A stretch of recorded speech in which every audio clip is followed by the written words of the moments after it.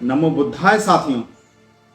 Universal God Tathagata Gautam Buddha अपनी महान जातक कथाओं के माध्यम से इस संसार के समस्त मानव जाति को मुक्ति के मार्ग पर और सदाचार के मार्ग पर लाने का प्रयास करते थे। गौतम बुद्ध अपने उपदेशों के माध्यम से गांव-गांव जाकर लोगों को धर्म की ओर और मानव कल्याण की ओर प्रशस्त होने के लिए संदेश देते थे। ऐसे ही एक उपदेश सभा में एक व्यक्ति जब उनके पास आया और उनसे बोला कि हे तथागत, मुझे ये बताइए कि मेरा जन्म इस संसार में क्यों हुआ है और मेरे इस जन्म के मायने क्या है और इस पूरी दुनिया में मेरे जीवन की कीमत क्या है। ऐसे प्रश्न जब उस व्यक्ति ने तथागत बुद्ध से पूछे तो तथागत बुद्ध सीधा किसी प्रश्न का उत्तर नहीं देते थे। वो उस प्रश्न को पहले गहराई समझते थे और उसको नए रूप से समझाने का प्रयास करते थे। इन तीनों प्रश्नों के उत्तरों को देने के लिए तथागत बुद्ध ने भी एक नया तरीका अपनाया। वह पहले उन प्रश्नों को सुनकर मुस्कुराए और उस व्यक्ति को तथागत गौतम बुद्ध ने एक पत्थर दिया और उनसे कहा, जाओ पहले इस पत्थर का बाजार में सही मूल्य पता करके आओ। वह व्यक्ति तथागत बुद्ध से बोलता है कि हे बुद्ध, मैंने आपसे प्रश्न पूछे हैं, आप उनका उत्तर देने की बजाय मुझे इस पत्थर का मूल्य ज्ञात करने की कह रहे हो, ऐसा क्यों? तथागत बुद्ध जो किसी भी समस्या को सीधा समाधान करने की बजाय जड़ से समाप्त करना ज्यादा अच्छा समझते थे, इसलिए तथागत ने उस व्यक्ति से कहा, अगर आपको अपने प्रश्नों के उत्तर चाहिए तो पहले जो मैंने आपको जो पत्थर दिया है उसका मूल्य पता करके आओ। वह व्यक्ति उस पत्थर को लेकर वहां से निकल गया। रास्ते में उसे एक आम वाला मिला। आम वाले भैया को उसने उस पत्थर के टुकड़े को दिखाया। जब आम वाले भैया ने उस पत्थर को देखा और कहा कि इसका क्या करना है, उस व्यक्ति ने कहा कि आप मुझे इस पत्थर का क्या कीमत दे सकते हो। आम वाले ने कहा, इस पत्थर के बदले में आपको 10 आम दे सकता हूं। यह सुनकर उस व्यक्ति से पत्थर वापस ले लिया और आगे उस पत्थर को लेकर वह चल दिया। रास्ते में एक सब्जी वाला मिला। सब्जी वाले के पास भी वह गया और उससे बोला कि हे भैया, ये जो पत्थर मेरे पास है, इसके बदले आप मुझे इसकी क्या कीमत दे सकते हो। सब्जी वाले ने उस पत्थर को देखा और उससे कहा कि मैं इसके बदले एक बोरा आलू आपको दे सकता हूं। उस व्यक्ति ने उस पत्थर को वापस ले लिया और आगे चल दिया। आगे जब बाजार में वो पहुंचा तो उसने एक छोटे व्यापारी को उस पत्थर को दिखाया। व्यापारी ने पत्थर देखा, जांचा परखा और महसूस किया कि ये पत्थर कीमती है। उसने कहा कि मैं इसके 10,000 रुपए दे सकता हूं। उस व्यक्ति ने पत्थर उस व्यापारी से वापस ले लिया और दूसरे व्यापारी के पास उस पत्थर की कीमत जांचने के लिए ये पहुंचा। उसने पत्थर दिखाया दूसरे व्यापारी को।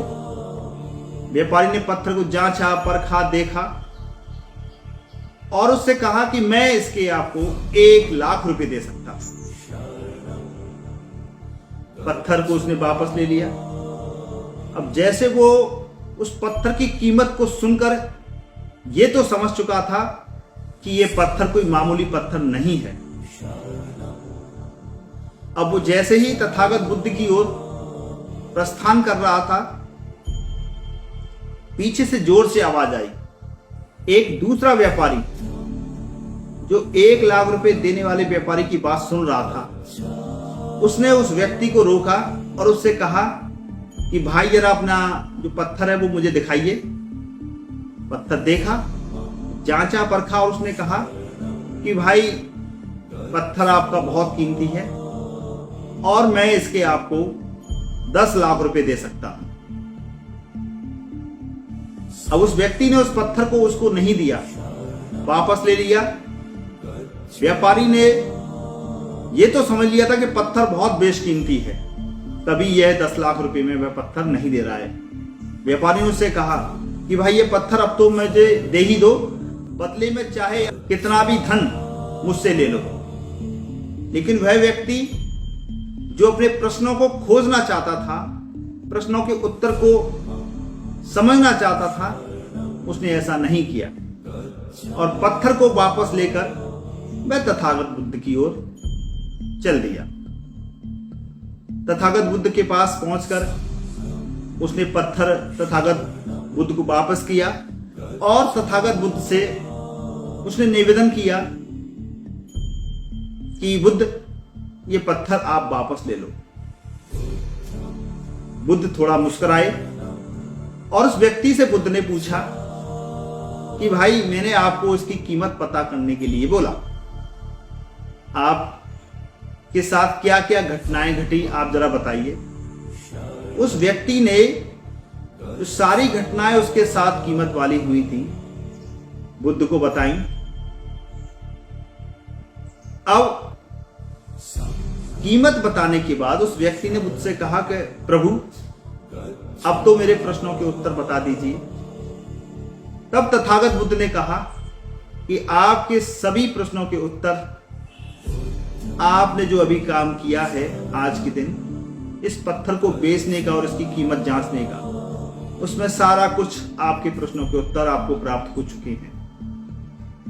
व्यक्ति अपने कार्य में कितना कुशल गुणवान हो सकता है, कोई व्यक्ति कितना गुणवान हो सकता है, कोई व्यक्ति अपने कार्य में कितना सक्षम और क्षमतावान हो सकता है, यही उस व्यक्ति की कीमत होती है। बस आपको अपनी कीमत लगाने वाला व्यक्ति ढूंढना होगा और उस परिस्थिति का इंतजार करना होगा जब आपको आपकी कीमत और आपकी वैल्यू को समझने वाला व्यक्ति आपको मिले। इस कथा का सीधा सा उद्देश्य था कि तथागत बुद्ध उस व्यक्ति को उसके गुणों की कीमत का आकलन करने के लिए बता रहे थे कि व्यक्ति की कीमत का अंदाजा सही व्यक्ति ही लगा सकता है, जो व्यक्ति गुणों को जानता है, गुणों को परखना जानता है, जो व्यक्ति किसी व्यक्ति की कीमत के मायने जानता है और उसे यह पता है कि कौन सा व्यक्ति कितने कार्य में गुणवान है, निपुण है और कितने कारगर काम को वो सिद्ध और हासिल करवा सकता है। अतः मैं आज की पीढ़ियों से ये इस कथा के माध्यम से समझाना चाहता हूं, जो बहुत एग्रेसिव थोड़े से ही अल्प समय में हो जाती है। जरा सी परेशानी क्यों नहीं आई, जरा सा थोड़ा समय ज्यादा क्यों ना लगे, इससे ही घबरा जाती है, वह धैर्य अपना खो देती है। सभी बच्चे जो इस तरह की गतिविधि करते हैं उन्हें पहले समझना होगा कि आपकी कीमत वो पहचानने वाले लोग आपको ढूंढ रहे हैं। बस आप अपने गुणों को निखारते चले जाइए। आप अपने कार्य में इतनी दक्षता हासिल कर लीजिए कि लोगों में कंपटीशन हो जाए। आपको अपने पास रखने के लिए ऐसे गुणों को अपने अंदर से प्रकाशमान करिए कि आपके गुणों के जो प्रकाश की किरणें हैं, सामने वाले व्यक्ति उसे चकाचौंध हो जाएं और आप इन गुणों को अपने पास रखने के लिए अपने तन मन धन को आपके लिए खोल दें। गुण ही महत्व होते हैं। कोई व्यक्ति अपने जीवन में कितना सदाचारी होता है, कितना गुणवान होता है, कितना आदर्श होता है, कितना अपने कार्य में दक्ष होता है, कितना निपुण होता है, उस व्यक्ति की वैल्यू देश में, समाज में, प्रकृति में बहुत बड़ी बढ़ती चली जाती है। सीधा सीधा अर्थ है कि इंसान के गुणों की कीमत इंसान के अच्छे गुणों पर ही निर्भर करती है। इंसान अपने गुणों को कितना निखारता है, इस पर ही उसकी कीमत निर्धारित होती है और समाज में उसकी इज्जत, उसका मान सम्मान, उसकी प्रतिष्ठा सब कुछ उसके गुणों पर ही निर्भर होती है। अभी मैं कुछ दिनों पहले अपने गांव टुंडपुरा गया था, जो कि आगरा में है। कई वर्षों के बाद मुझे ऐसा लगा वहां के बच्चे जो मेरे सामने बहुत छोटे थे, उन बच्चों ने और मेरे बड़े भाइयों ने और जो मेरे साथी थे, बराबर के साथी जिनके साथ मैं खेला बड़ा हुआ, उन सब ने मुझे इतना प्यार दिया, इतना सम्मान दिया कि मैं उनको शब्दों में बता नहीं पा रहा। अब पता नहीं उन लोगों ने क्या देखा जिसके कारण मुझे वो अभूतपूर्व प्यार मुझे मेरी जन्मस्थली से मिला।